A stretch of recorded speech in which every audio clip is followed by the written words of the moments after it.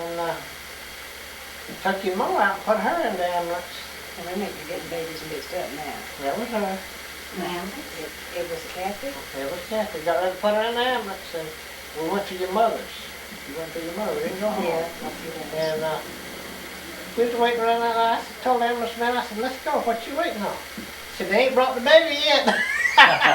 You were ready to leave with the baby at the hospital. I forgot. I probably should They have. had you in the ambulance, but they hadn't brought Kathy out yet. Okay. Okay. So then you had Kathy. Where were y'all living when you had Kathy? We were living On Oakland Avenue. on Oakland Avenue off North Main Street. Mm-hmm. In a house owned by my brother Frank. And we had hand-me-down furniture in various places. There was 3-room unfinished house. No bathroom. No bathroom Had inside. to go outside to the toilet. No running water inside the house. At that time, I especially running in there, but it wasn't any. And a kerosene heater. That didn't work real well. The And kerosene. top of a hill that the wind just blew through the cracks. The winter that she was just following her birth,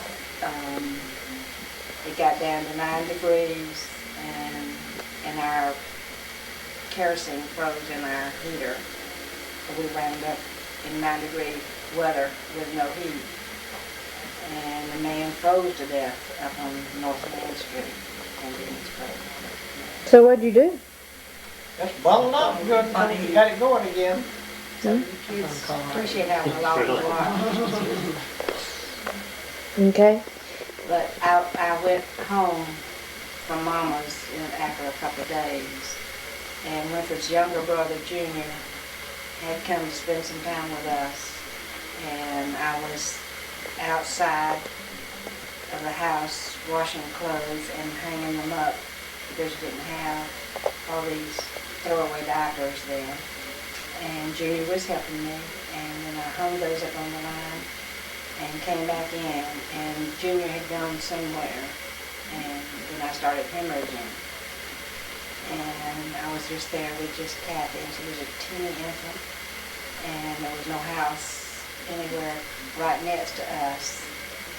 And so I finally got to the back door, and this was cold winter, so all the windows now were down, and our nearest neighbor was a whole lot away, Mrs. Moore.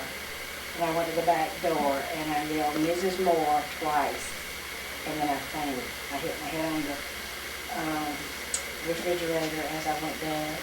And then I came to when she was coming up the steps, and she was saying, oh my God, what's happened? And so then she went and called Mom and Dad, and they came out. And then they called the doctor, and so they had to raise the foot of my bed up onto straight chairs so that my head was lower than my feet. But I was very anemic for a while after that from loss of blood. Mm. We had no phone. Mhm. Okay. So then, how many years was it after that when you had Dean? He was born in 1955 in October. And at that point we were living Hunter Vitra. on Hunter Vidra, which is out. It was a 4-room house. It had a bathroom and a good floor furniture. Absolutely. We were nice back. stop. The wind didn't blow through the cracks. No, It was that could have been a castle for us. And where were you working at that time? I was working, let's see, I believe I was working for the Belser firm then, in downtown, a law office. Daddy?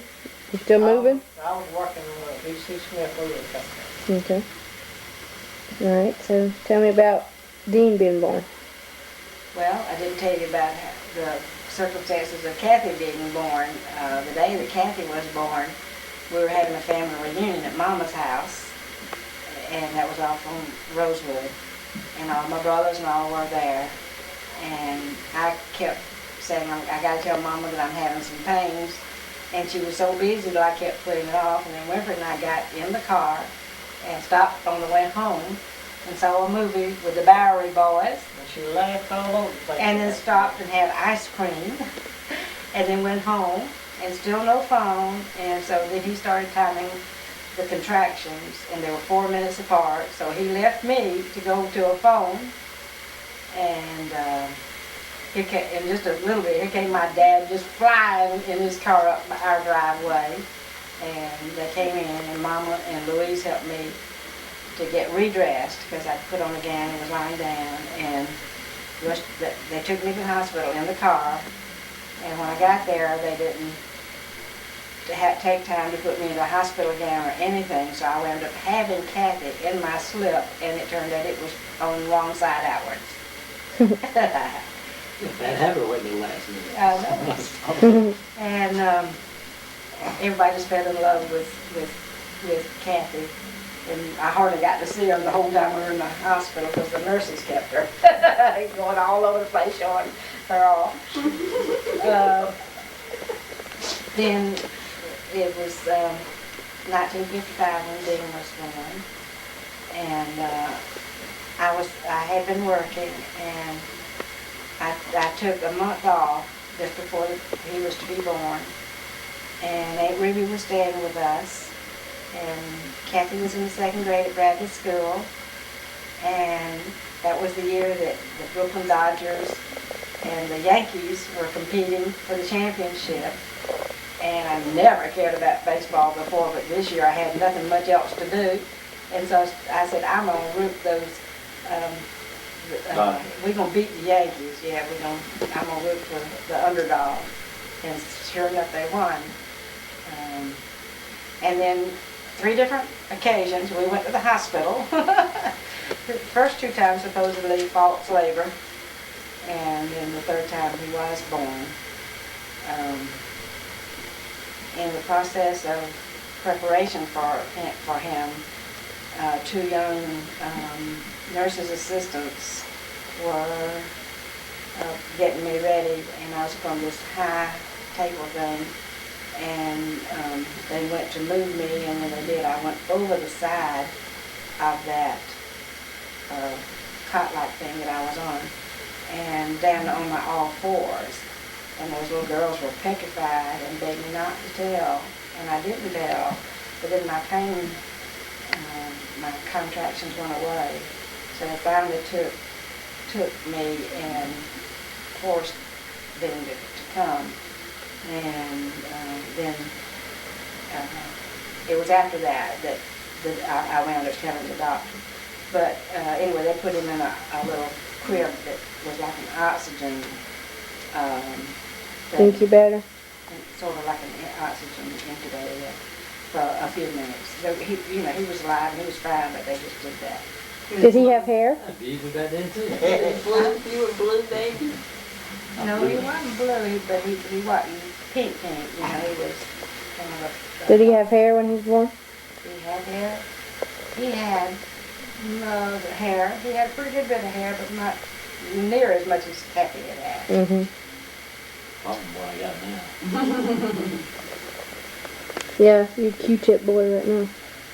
And of course your dad was proud as could be, and we had a few dollars left over from what we put aside for the hospital bill and all. Daddy went to Ola Mills and had his picture taken, so when y'all come across that picture of Dad that he's smiling from ear to ear in that about that time, that's because of Dean. He had him a son, so. That was the last time he smiled. That's the most smile I've ever seen. He was really smiling. I like ring the bell. I like that. That's pretty good one. I like to go and ring the bell. So then I went back to work, and I know the story about Lois, but you want that on? Yeah, put that on tape. You got all 2, that's what we did. All right. How many years was it after Dean? Well, he was born in 55, and you were born April the 29th of 1968. So that was like 12 years. 13, Yeah. 12 and a half. And so that by this time, Dean was 12, and Kathy was about 19. And Kathy was in college. Dean was in like junior high, if I remember. Something like that. And then I had gone to work for York Tape and Label. I had a fancy office and a boss that really appreciated my work. And he had stayed after me to come to work for him, and I finally gave up my job at vocational rehab and went to work for him, only to find out the next month that I was pregnant. And so anyway, the end result was I lost my job. Mainly, I think, because I was pregnant. And so I had about 3 months not working. I was very involved in the church at Temple Baptist. And y'all were living here on Yorkshire We then? were living here on Yorkshire. How long had you been here? I moved here in 65. and I was the WMU director, and we knew the due date that Lori was supposed to be born. And we had this big emphasis that we tried to schedule, and I tried to schedule it for 2 weeks after Lori was to be born. And so then Lori didn't come on her due date. What was my due date? The middle of April, It was sometime. about 2 weeks before you actually came. And so then I started having contractions, and I went to the hospital, and everything happened that should happen except my pains went away. So the doctor at first said I had to stay in the hospital. Who was the doctor? Hours. And then he said, no, I begged him to let me come home because I had the other kids. And he gave me some antibiotics and told me I'd have to stay in bed. And so I did come home, and both Kathy and Dean were in school. Edward was at work, and the Eccles lived next door, and poor Betty Eccles nearly about went out of her mind worrying about me being here by myself. And she'd call about every hour on the hour to make sure I was okay.